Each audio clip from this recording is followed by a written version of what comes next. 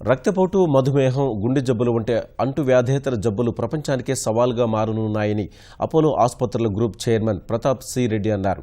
ప్రధానంగా యువత వీటి బారిన పడడంపై ఆందోళన వ్యక్తం చేశారు. అభివృద్ధి చెందుతున్న దేశాలపై వీటి ప్రభావం ఎక్కువగా ఉంటోందన్నారు. ప్రభుత్వాలతో పాటు ప్రజలు వ్యక్తిగతంగా ఆరోగ్యంపై దృష్టి సారించాల్సి ఉందన్నారు. అపోలో సంస్థ వీటిపై అవగాహన కల్పిస్తోందన్నారు.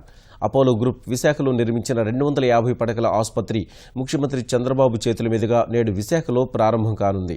త్వరలో ఇదే ప్రాంగణంలో క్యాన్సర్ ఆసుపత్రిని ప్రారంభించనున్నట్లు ప్రతాప్ సి రెడ్డి తెలిపారు. We already become the diabetic capital of the world. Very soon we are going to become heart capital of the world. We are the cancer capital of the world. And infections, as you know, we have the past infections and the newer infections that are threatening. It's becoming a huge burden. World Economic Forum said by 2030, the world will spend $30 trillion and India's burden will be 1/6, almost $5 trillion. Imagine if we spend $5 trillion by 2030, our GDP ratio on healthcare will be close to 58%.